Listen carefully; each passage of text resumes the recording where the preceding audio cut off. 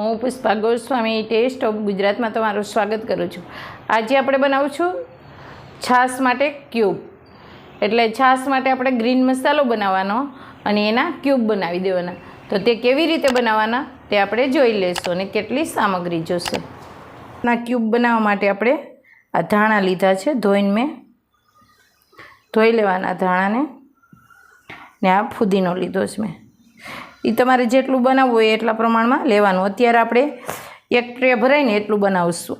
ને આ 2 મરચાં લીધા છે, મોરા મરચાં લીધા છે। જો તમારે તીખો પીવો હોય, તમારે તીખી છાશ પીવી હોય તો તમારે મરચી પણ વાપરી શકો। એક આદુનો ટુકડો લીધો છે, 8 થી 10 મરી લીધા છે, એક લીંબુનું ફાડ્યું અડધું લીંબુ લીધું છે, ને ચાટ મસાલો લેવાનો અને ટેસ્ટ પ્રમાણે મીઠું લેવાનું। તો આ બધું પહેલાં આપણે ક્રશ કરશું।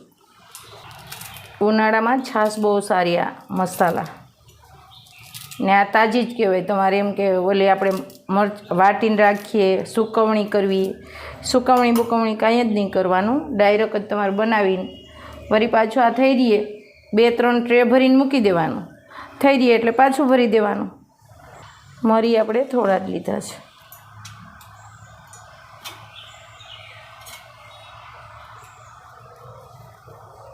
આદુની છાલ કાઢી નાખવાની।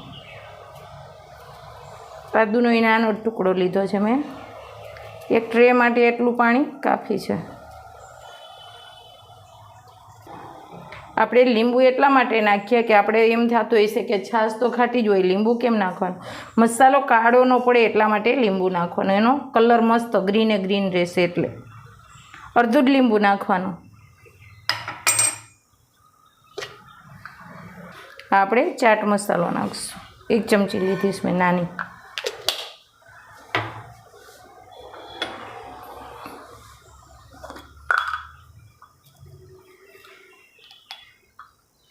ને થોડુંક મીઠું ટેસ્ટ પ્રમાણે।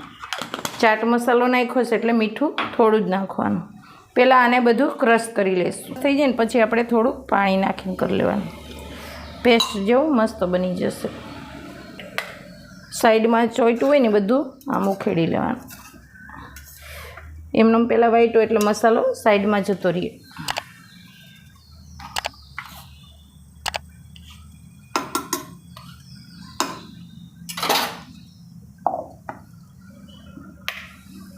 મસ્ત આપણું ક્રશ થઈ ગયું છે।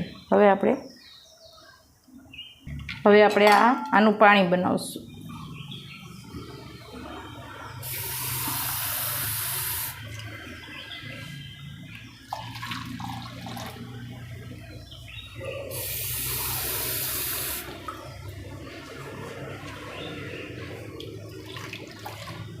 અત્યારે આપણે 1.5 થી 2 ગ્લાસ જેટલું પાણી બનાવ્યું છે।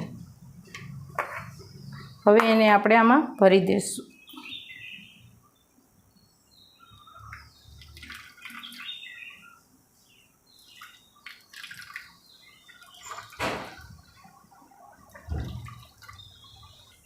મેં 1.5 ગ્લાસ પાણી લીધું, તેમાંથી એટલું પાણી વધ્યું છે। એ આપણે થોડીક નાની કે એવી વાટકી હોય એમાં મૂકી દેવાનું। એટલું જ પાણી ખાલી વધ્યું।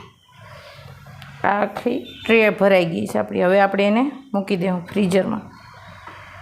કલાક કે 1.5 કલાકમાં તો મસ્ત જામી જાય। પછી તમારે એમને ફ્રીજમાં રહેવા દેવાનું। જ્યારે છાશ પીવી ત્યારે 2 ક્યુબ કાઢીને છાશમાં નાખી દેવાની। 1 નાખશો તોય બહુ થઈ જશે।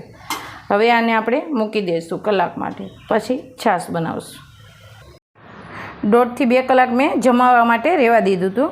તો હવે આપણા ક્યુબ તૈયાર થઈ ગયા છે। જ્યારે તમારે છાશ પીવી હોય ને ત્યારે આમાં 1 ક્યુબ આવી રીતે કાઢી લેવાનો।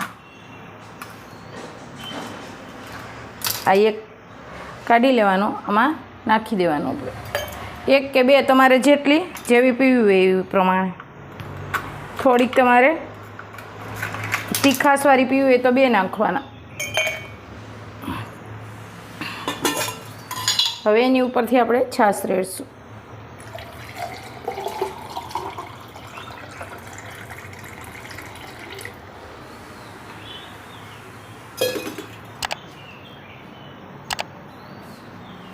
તો તૈયાર છે આપણી મસાલા છાશ।